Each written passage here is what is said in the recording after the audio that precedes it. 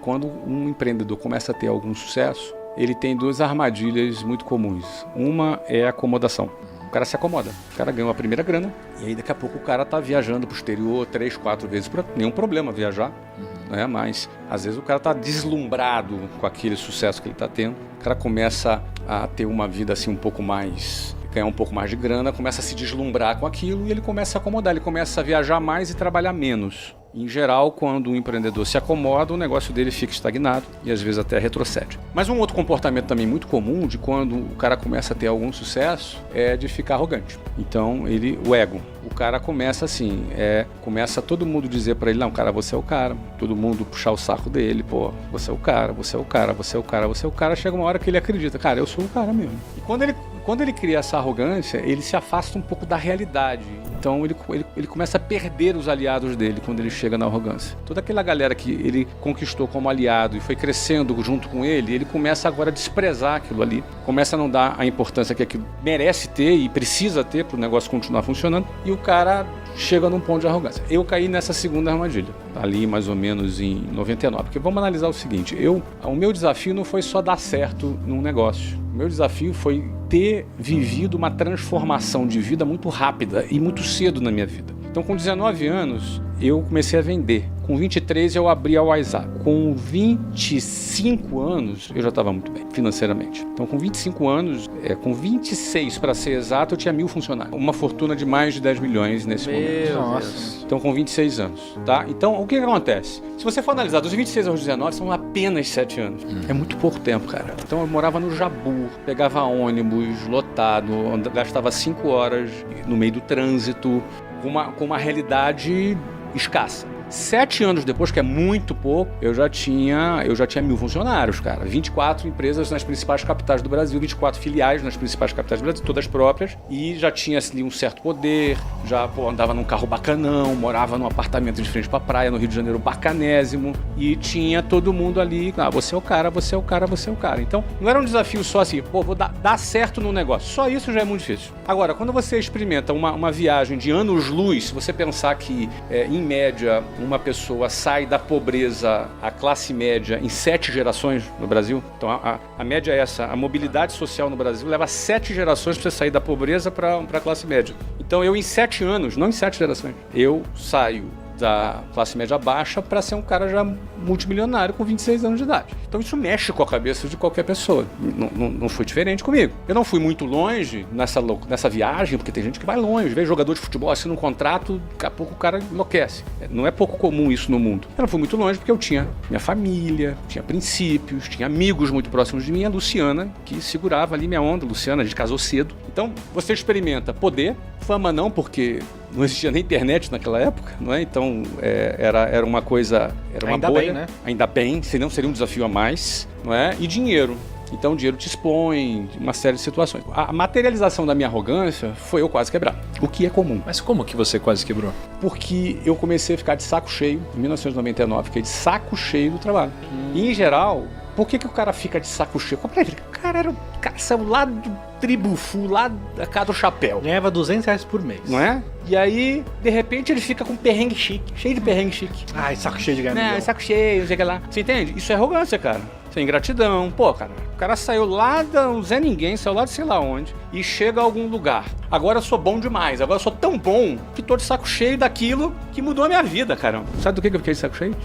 De vendas. De vendas? Você imagina eu que falo de vendas, né? Olha. Eu falei assim, cara, eu tenho que ficar motivando esse cara, tenho que ficar falando de novo. Cara, pra quê? Eu não quero ficar motivando ninguém, não quero motivar ninguém. Cara, o cara da Coca-Cola sabe lá que tem que vender Coca-Cola, ninguém fica motivando ele. Errado, claro que fica. Jogador de futebol tem que jogar, ninguém fica motivando. Errado, motiva também. Compara com a grama do vizinho? Pois é, e aí, cara, eu fiquei, não, eu vou mudar o meu esquema de venda. Falei, não vou mais fazer. E aí eu lembro, eu dispensei várias pessoas, encerrei aquele programa de vendas que eu fazia, criei um modelo novo de vendas e aí projetei 30% de crescimento de vendas. Com base na minha projeção de 30% de crescimento de vendas, eu fiz vários investimentos, dentre eles comprei imóvel para fazer a sede, imóvel para comprar a escola, fiz uma série de contratações. E aí não só eu não cresci 30%, como eu caí 30% das minhas vendas. Então o meu buraco no fluxo de caixa me criou uma dívida de mais de 2,5 milhões de dólares em 6 meses, em 1999. Eu comecei a fechar negativo no meu fluxo de caixa por conta daquela situação. Até o momento que eu falei, cara, já entendi onde é que eu errei, tem que voltar àquele formato de venda, gente. Quanto tempo você demorou para ver que errou? Levei uns 6 meses. E a gente levou 6 meses por quê? Porque é o tempo que você leva, porque começa a apertar, você começa a ser, teu fluxo de caixa cai. E aí, naquele momento, eu falei, não, eu tenho que dar aquele corte. Eu conto essa história no livro Ponto de Inflexão, a história do gafanhoto, não é? E aí, eu voltei atrás em algumas contratações que a gente tinha feito. Antes de chegar nisso, eu só queria que você tentasse me descrever um pouquinho mais desse momento de sofrimento desses 6 meses. Cara. 6 meses de loucura, né? É assim, qual foi o primeiro, putz, esse mês não foi. Não, e agora não foi. Gerou uma loucura na sua cabeça? Assim, como que foi esse momento? E quando você toma, e também quando você fala assim, velho, não, chega, agora eu vou mudar. Quando que é o basta, né? O estopim que você fala, velho, porque não. vai acumulando até você fala, cara, puf. Qual que é o momento que você falou, meu, chega? Cara, primeiro 6 meses é nada, é o curtíssimo prazo, né? O primeiro mês você implantou, o segundo mês você contratou, no terceiro mês a gente começa a ter expectativa, você entendeu? Aí no quarto mês não teve o resultado, com a queda da receita e o aumento da despesa, porque a gente fez aquisições ali, comprou imóvel, e era um investimento ousado, eu era um moleque ousado mesmo, sabe? Só que tava plantando a minha ousadia em cima de uma base ruim, que era a minha arrogância, cara, entendeu?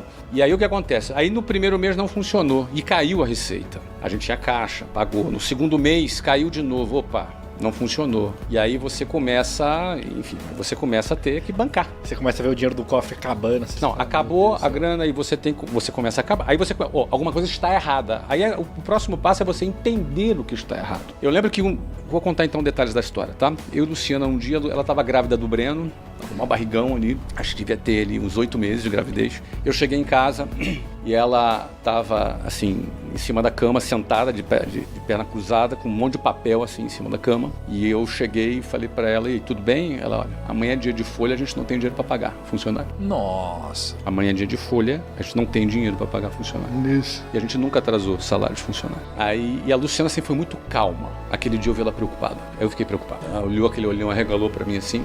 Então vamos olhar. Aquela noite a gente virou a noite fazendo um modelo num Excel. Precisava enxergar a coisa matematicamente. Então a gente fez um modelo e projetou o fluxo de caixa. E a gente viu onde é que estava o buraco. Óbvio, o buraco era simples. O buraco era uma redução, né? Que foi o que eu falei. Eu comecei pela conclusão, né? A gente caiu 30% a receita projetada e aumentou 30% a despesa. Ou seja, esse buraco criou.